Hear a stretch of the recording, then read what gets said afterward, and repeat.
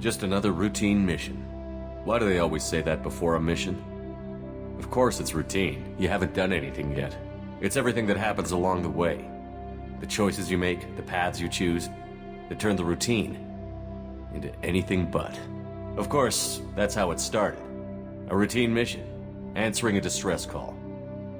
And look where that got me.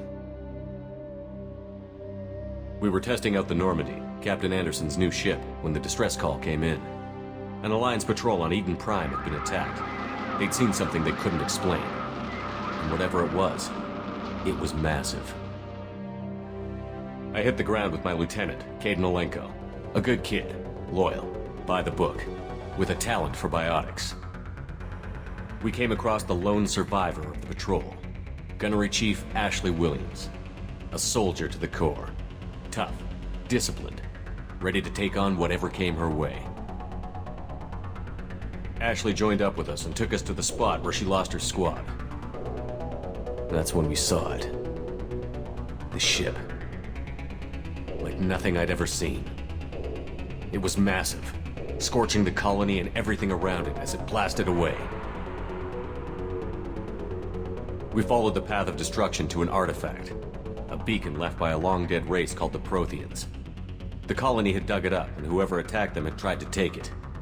Chief Williams made the mistake of getting too close. It hit her with some type of energy. I grabbed her and threw her out of the way. That's when it hit me. Hard. Every muscle in my body went rigid. I couldn't move, could barely breathe. Everything went black. And then I saw something. A vision. Dream. Nightmare.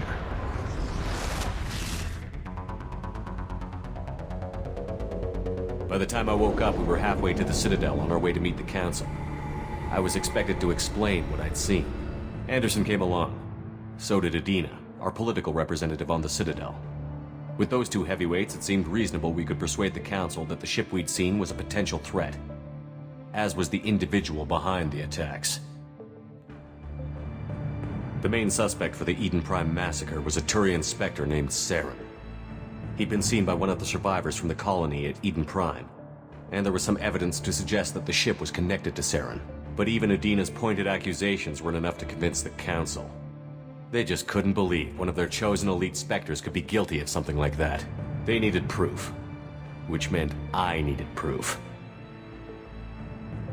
Fortunately, I wasn't alone in my search. Garrus, another Turian, wanted to help. A top agent for Citadel Security. Despite orders from his superiors that he shouldn't get involved, he told me he was suspicious of Saren, and he had some useful leads. More importantly, he was willing to share them. That led me to Rex, the biggest, nastiest-looking Krogan bounty hunter I'd ever seen. He turned out to be more than just a brute.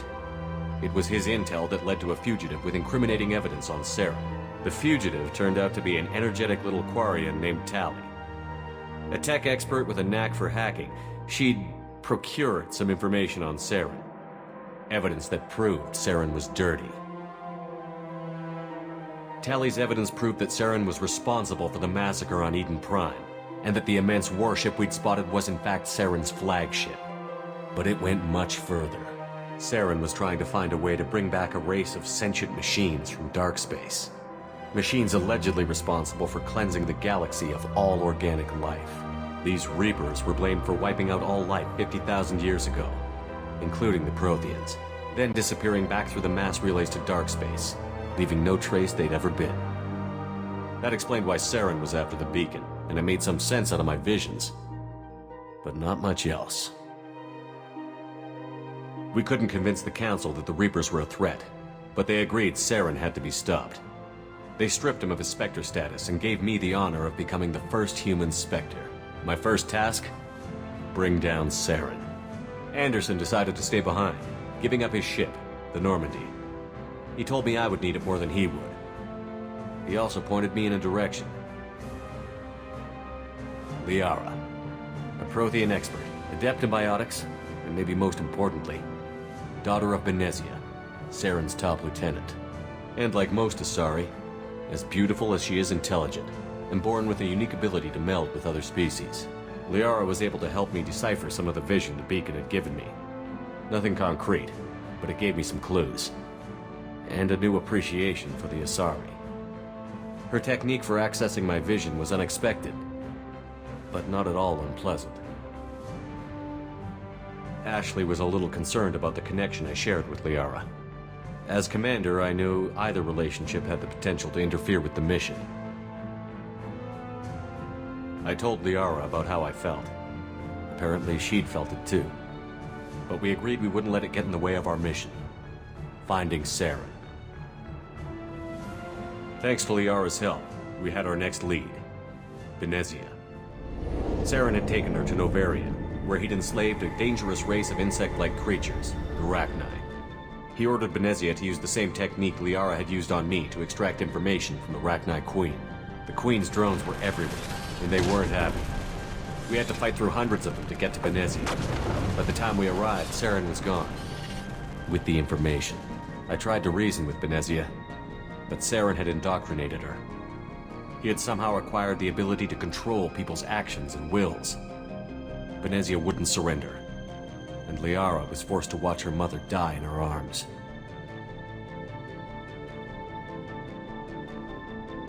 And I was left with an angry, dangerous Rachni Queen to deal with. She claimed her drones would do no harm if I released her. But the Rachni had terrorized the galaxy before. I couldn't do it. I wouldn't doom an entire species for past sins. And the Queen was true to her word. She left and took her army of drones with her. With Saren's top lieutenant dead, he was quickly running out of time and places to hide. I tracked him down at his base on Vermeer, but we soon learned it was more than a base of operations. It was a breeding ground.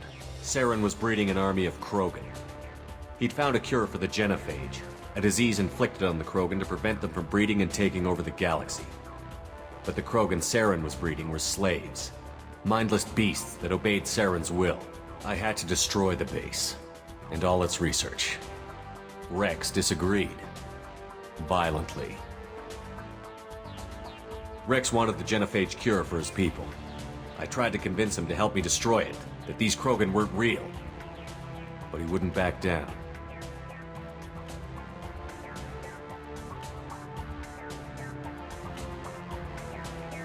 He just couldn't be reasoned with, and I couldn't let the base be saved, even if it meant curing the Krogan. Saren had to be stopped. When we finally got to the center of the base, I realized just how close Saren was to completing his plan. He was already in communication with the Reapers. Sovereign, Saren's flagship we'd all assumed was just a ship, was a Reaper. It spoke to me, threatened me. I could feel the menace it had for every living thing. It wanted me dead. It wanted us all dead.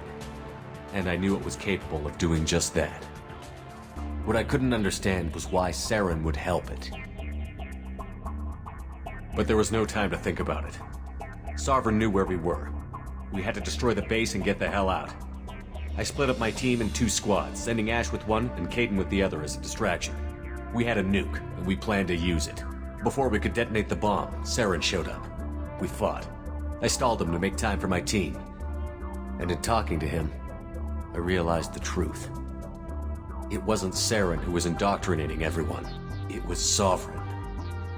The Reaper. And Saren was in deeper than all of them. He tried to convince me he was still in control. Said he found a way to reduce the Reaper's influence, but he was kidding himself. Or believing the lies Sovereign was telling him. Before I could convince him to stop, he ran, leaving me just seconds to extract my squad mates. I tried, but I wasn't fast enough. I could only save one of them.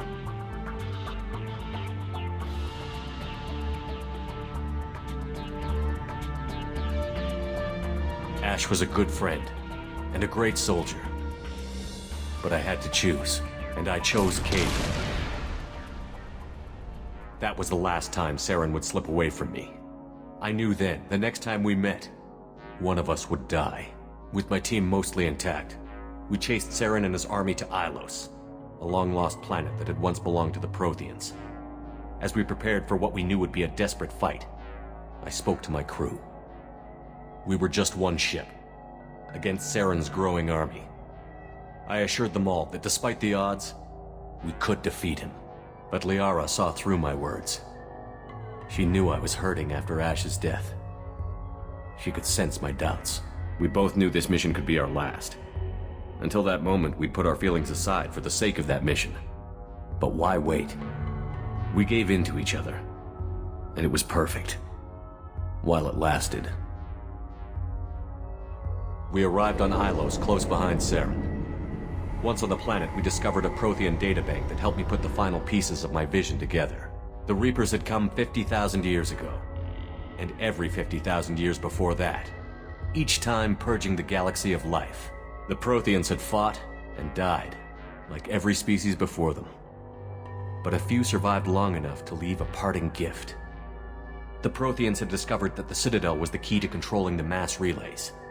By sabotaging the Citadel, they found a way to close the relays to dark space, slowing the Reapers' return, giving us the time we needed to find a solution to stop the Reapers once and for all. Saren knew this.